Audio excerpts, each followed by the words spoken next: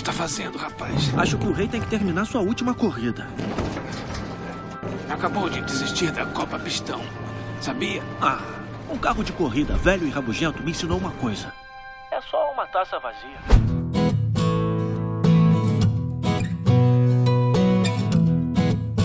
Você foi chamado para uma reunião, para um evento, e você precisa contar uma história.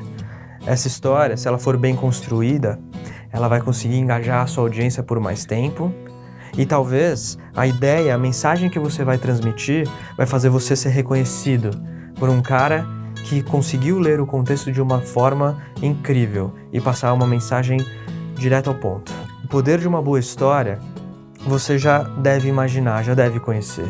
Você já foi impactado por elas. Agora, saber que existe técnica por trás é importante não só para você criar a sua história, mas para revisar a sua história, aprofundar a sua história, melhorar a forma de você contar essa história. Hoje a gente vai falar sobre a estrutura de atos do cinema, que nada mais é do que ato 1, ato 2, ato 3, ou começo, meio e fim. Aristóteles observou a vida e falou, putz, tudo começa, tudo tem um meio e tudo tem um final. Funciona em 3 atos. Então essa técnica nada mais é do que entender como a vida funciona. Vamos observar como a estrutura de atos se dá em um filme.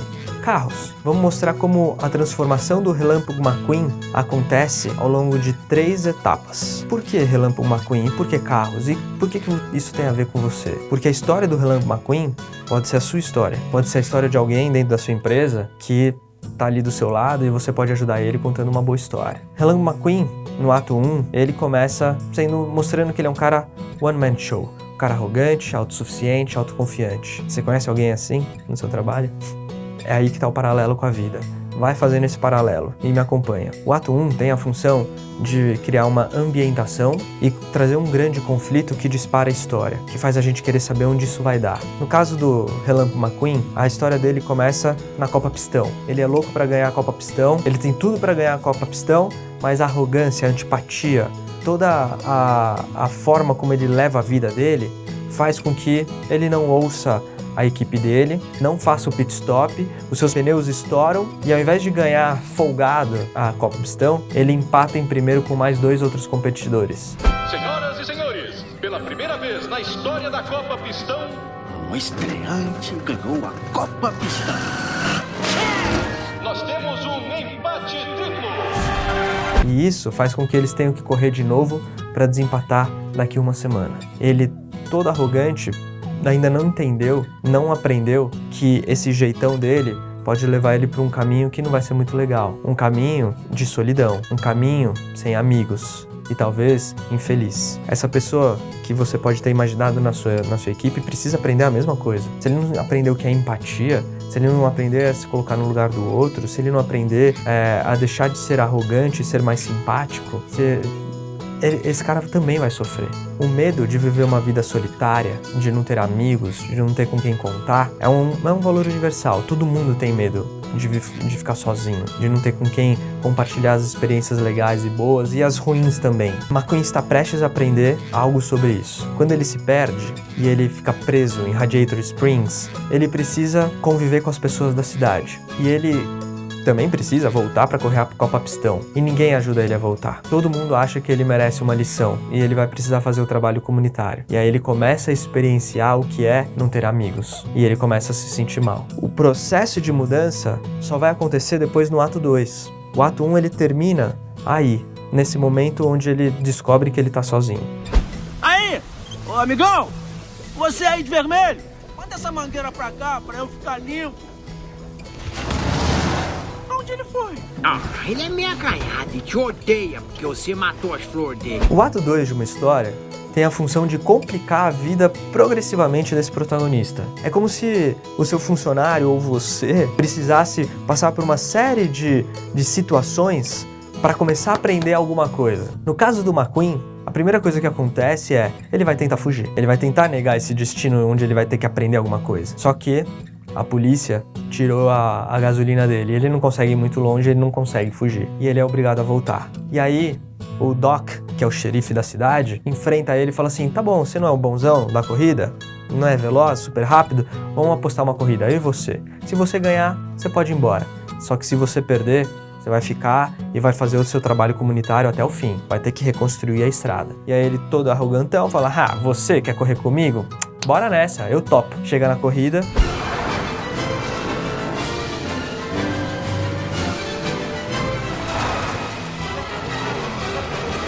Ele derrapa na estrada de terra que ele não estava acostumado, bate, não ganha a corrida, é humilhado e ele é obrigado a voltar. Essa é a primeira situação onde ele tem a chance de aprender alguma coisa, mas ele ainda não aprendeu nada. E aí, como ele é obrigado a fazer o trabalho comunitário, ele quer fazer logo e quer fazer bem feito para poder ir embora. E aí ele começa a mostrar as suas primeiras qualidades. Ele faz um puta trabalho legal e as pessoas começam a elogiar ele. Essa é uma segunda situação que começa a fazer com que ele se sinta bem. Pô, é bom ser elogiado, as pessoas gostaram do que eu fiz. Opa, que legal, que bom. E começa um processo de mudança aí. E como ele é perseverante, como ele é competitivo, o que ele faz depois de construir um pedaço da estrada? Ele volta para a estrada de terra, ele quer aprender a fazer aquela curva direita. E aí o Doc, o xerifão, dá uma dica para ele, cara, para a esquerda você tem que virar o carro para a direita. Aí ele, tá bom, tem que virar para a direita, para a esquerda, bababá. Óbvio que não. E menospreza a dica do Doc, que pode ser muito valiosa lá na frente. E isso mostra que ele não aprendeu nada ainda. Ele continua sendo o mesmo McQueen, one-man show, arrogante, antipático. E aí começam as subtramas. É como se o seu funcionário tivesse que conviver com outras pessoas, outras situações, e nessas situações ele vai aprendendo que a vida pode ser diferente, e eventualmente pode ser até bom ser diferente. Ele vai perceber algumas coisas. No caso do McQueen, ele tem uma subtrama com a Sally. A Sally dá um banho nele porque ele fez um bom trabalho, agradece ele se sente bem, até porque ele é uma pessoa que ele gosta, já tem uma química por ela e tal, tá meio apaixonadinho. Começa a reparar que ela tem tatuagem, começa a elogiar ela também, fazer piada, e eles começam quase um namorico. Já com o Matt, que é um personagem oposto a ele, super simpático, super carismático, um cara empático, um cara que é até meio ingênuo, ele também começa a aprender que ele pode se divertir fazendo outras coisas que não correr, como por exemplo dar susto em tratores.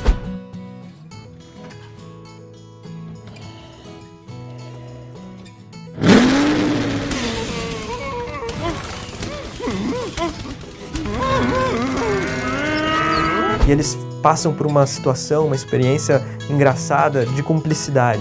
Tanto com a Sally quanto com o Matt, essas situações começam a mostrar pra gente que ele é capaz de mudar. São evidências de que ele tem um cara empático dentro dele que ele nunca tinha acessado antes, e ele começa a acessar. É a mesma coisa que pode acontecer com o seu funcionário ou com você mesmo. Só que, apesar de termos evidências de que ele é capaz de mudar, não é fácil mudar. E aquela ambição volta a surgir. Quero arranjar um patrocinador, quero ganhar a Copa Pistão, quero fazer isso, quero fazer aquilo. E durante uma conversa com o Matt, ele fala, não quero mais ter que conviver com aqueles carros enferrujados. Só que o Matt é um carro enferrujado.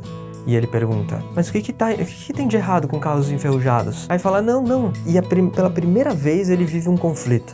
Eu não tava falando de você, eu tava falando dos outros carros enferrujados, eu gosto de você. Isso é a primeira situação que faz com que ele tenha que refletir sobre como ele se comporta, como ele age, como ele pensa. A Sally, logo em seguida, fala pra ele, ela tava ouvindo a conversa e fala pra ele, quando você tava conversando com o Matt e falou que você podia levar ele a andar de helicóptero um dia, você sabe que ele realmente confia em você? E essa responsabilidade que cai nos ombros do McQueen faz com que ele pense no assunto. E isso estimula ele internamente a mudar. Na cena seguinte, sem querer, ele entra na garagem do Doc, do xerifão, e ele tem uma revelação. Doc, na verdade, é o maior vencedor da Copa Pistão de todos os tempos. Ganhou várias vezes e só abandonou as pistas porque um dia ele sofreu um acidente e ele ficou com raiva e nunca mais quis voltar. Seu grande acidente em 54. Eles desistiram de mim. Quando me consertaram, voltei achando que seria bem recebido. Sabe o que eles disseram? Você já era. E aí começa uma outra subtrama onde o McQueen se empatiza com o Doc, porque afinal os dois são carros de corrida, e começa a ajudar o Doc a conviver e a refletir sobre o passado dele. Ele precisa enfrentar o passado não resolvido e resolver essa parada. O Doc fica incomodado, mas isso é mais uma evidência de que o McQueen está começando uma mudança. E a primeira prova de fogo, para ver se o McQueen mudou ou não, acontece quando a Sally bota gasolina no tanque dele e todo mundo fica com medo dele fugir e ir embora. E ele não foge. Eles saem para passear juntos, intensifica a paixão e o amor pelo outro, e ele ainda passa a ajudar ela também a conviver com os medos e as frustrações que ela tem. Mais uma evidência de que o McQueen já não é mais o mesmo.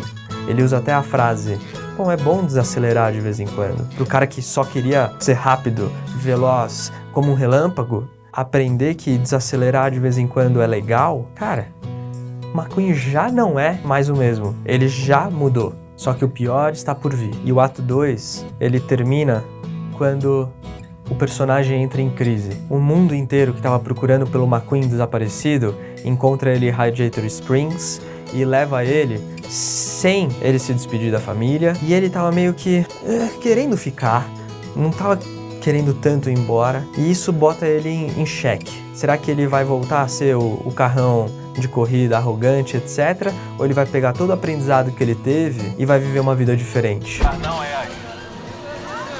Peraí! O ato 2, que teve a função de complicar a vida do McQueen, encaminha para o ato 3, que é crise, clímax e resolução. Ele vai precisar viver uma crise, uma prova de fogo, um dilema, para mostrar se ele aprendeu ou não aprendeu de verdade. E a cena que vai mostrar isso pra gente é o clímax. E aí vem a resolução, que é a vida depois do clímax, como passou a ser a vida dele e precisa ser diferente lá do começo, porque toda história é sobre transformação. Aquele funcionário arrogante ou aquela pessoa arrogante que você conheceu um dia, será que ela foi capaz de mudar? Esse deve ser o final dessa história. No Carros, o McQueen entra em crise quando ele tá correndo a Copa Pistão pra valer. É a prova de desempate. E ele tá com a cabeça onde? Na prova? Ele tá com a cabeça lá na família dele. Putz, não me despedi. Putz, eu gostei daquela vida lá. Eu não queria estar longe deles. Eu quero ter meus amigos de volta. E isso começa a desconcentrar ele, e ele roda, ele bate, ele tá perdendo a Copa Pistão. E aí, no clímax, acontece o inesperado. Quem aparece na Copa Pistão? O Doc. Vira o chefe da equipe. E a família dele, que ele criou lá em Radiator Springs, está lá para ajudar ele também. Não viajei até aqui para ver você desistir. Puxa, vocês vieram! Não dá pra acreditar! Sabia que precisava de um chefe de equipe, só não sabia que as coisas estavam tão feias. E ele pega gás, a partir dali ele fica motivado a ganhar a Copa Pistão, porque ele tá junto dos amigos. E ele chega na última volta, em primeiro lugar, quando o Chick, que é um trapaceiro, bate no outro competidor e faz o rei capotar feio. Igualzinho quando o Doc capotou e a mídia crucificou porque ele não terminou a corrida. E ele fala, o rei não merece viver a mesma coisa que o Doc viveu. Mais uma vez, ele simpatizando por alguém. E ele para em cima da faixa antes de cruzar, não vence a Copa Pistão, ele deixa o trapaceiro vencer a Copa Pistão e ele dá ré, volta e ajuda o rei a finalizar sim a corrida e não deixar ele viver o que o Doc viveu. O que está fazendo, rapaz? Acho que o rei tem que terminar sua última corrida. Acabou de desistir da Copa Pistão, sabia? Um carro de corrida velho e rabugento me ensinou uma coisa. É só uma taça vazia.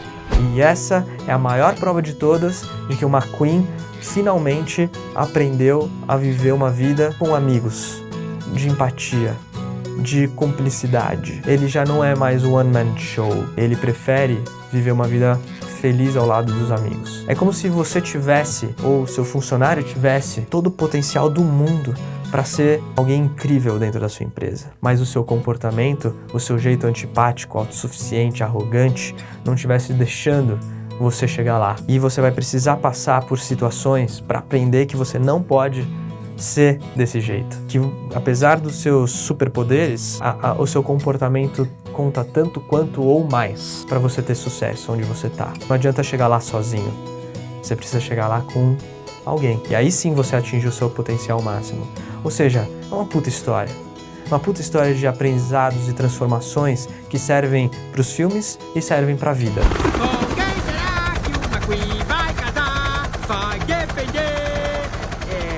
Se nós vai querer. Chegou bem na hora, hein, Marty? Se você quer aprender como boas histórias são construídas e como você pode usar elas no seu dia a dia, dia 7 de dezembro, eu, Rodrigo Portaro e Johnny Galvão, meu sócio, vamos dar um curso presencial em São Paulo. É um dia de imersão, onde você vai aprender não só com o McQueen, mas com outros 7 personagens, como a gente pode criar histórias poderosas, que engajam suas audiências por mais tempo e que ensinam elas a viver a vida. Você não quer ficar fora dessa, né? São só 54 vagas, já se foram várias vagas, corre lá para garantir a sua. La mattina mi sono alzato, bella ciao, bella ciao. Mattina mi sono alzato